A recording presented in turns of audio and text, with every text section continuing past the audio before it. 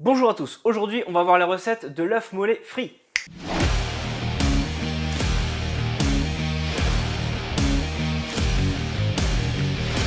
Tu veux te la péter parce que tu veux montrer à tout le monde que tu sais faire un œuf mollet frit, et ben on va voir ça maintenant. Pour les gourmands, vous allez me dire juste un œuf frit, c'est un peu light et je suis d'accord avec vous. Donc ce qu'on va faire, c'est qu'on va rajouter un petit peu de tartare pour ajouter quelque chose de plus à se mettre sous la dent. Pour cette recette, comme d'habitude, n'oubliez pas que tous les ingrédients sont dans la description. C'est parti. Ce que je vais faire, c'est que je vais prendre une casserole et je vais mettre de l'eau à bouillir. D'habitude, pour un œuf mollet, c'est entre 4 et 5 minutes de cuisson avec une eau qui bout bien. Là, ce que je vais faire, c'est que je vais réduire le temps de cuisson. Je vais faire entre 3 minutes 50, 4 minutes grand max pour le faire un petit peu sous cuire et on va finir la cuisson dans la friteuse. Prenez toujours une sécurité en rajoutant un peu plus d'œufs. Comme ça, si ça casse quand on va le décortiquer, il y aura toujours une roue de secours. Alors moi, je vais en prendre deux que je vais mettre délicatement avec une cuillère pour éviter de le casser. Et là, on part pour 3 minutes 50, 4 minutes grand max de cuisson.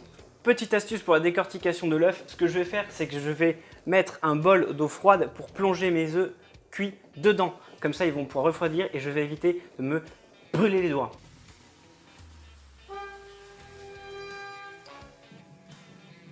Voilà, mon œuf mollet est maintenant fini de cuire en temps de cuisson dans la casserole. Ce que je vais faire, c'est que je vais l'enlever. Et je plonge dans l'eau froide pour stopper la cuisson. Voilà, maintenant on arrive au moment technique de la recette.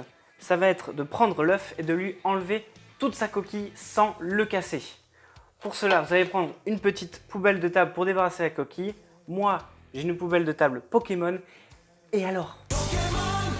Et là, autant vous dire qu'il faut être très délicat. Pour cela, ce que je vais faire, c'est que je vais prendre un petit couteau pour tapoter légèrement.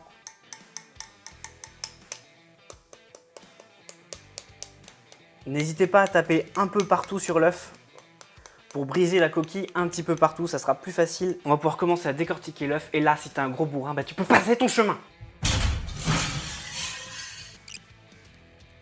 Là, vu que c'est un petit peu chiant, on va rajouter quelques éléments à la post-prod pour rendre ça un petit peu plus épique. C'est parti.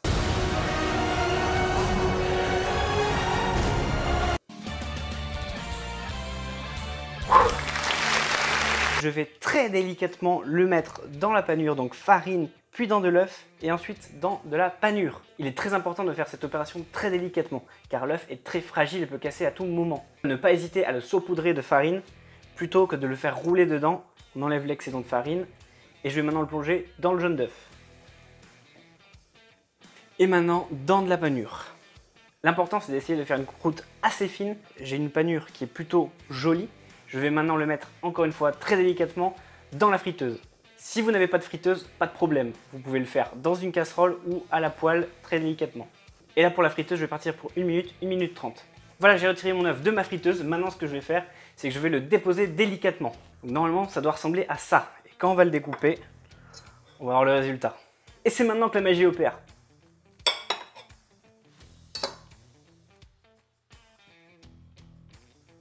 Voilà, nos œufs sont prêts. Alors maintenant, on va s'attaquer au tartare. J'ai pris un faux filet de chez le boucher.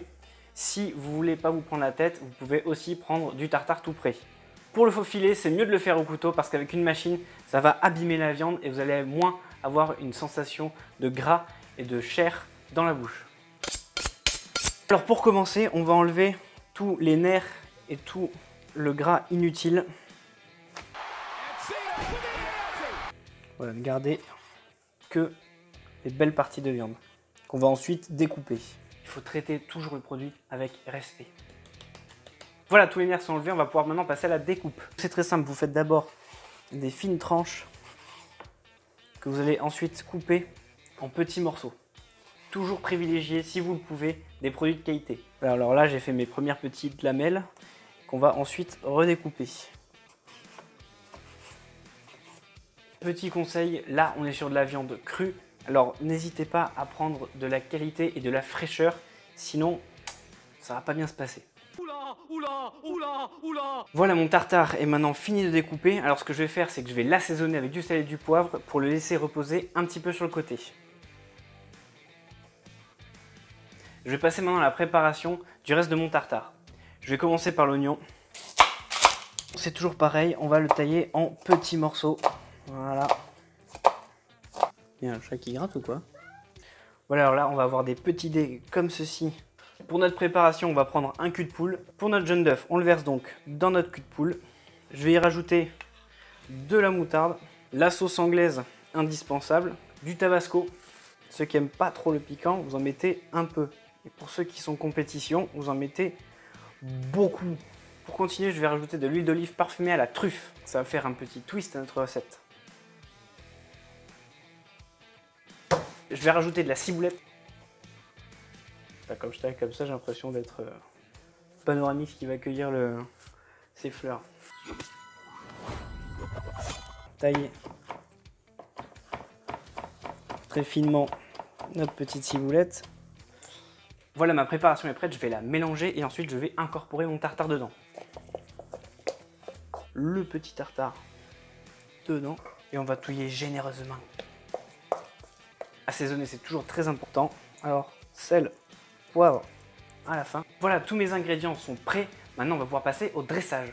Pour le dressage, je vais prendre une assiette ronde noire pour faire bien ressortir mon œuf et les éléments sur le côté. Je vais commencer à positionner l'œuf au centre de mon plat. Et maintenant, ce que je vais faire pour rendre ça un petit peu plus joli, je vais faire des quenelles de tartare disposées autour de mon œuf. Voilà.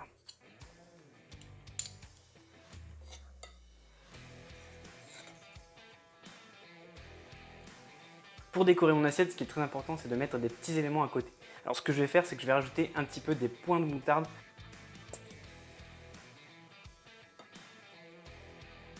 La touche finale, un peu de persil sur notre œuf. Et voilà l'œuf mollet frit avec son tartare.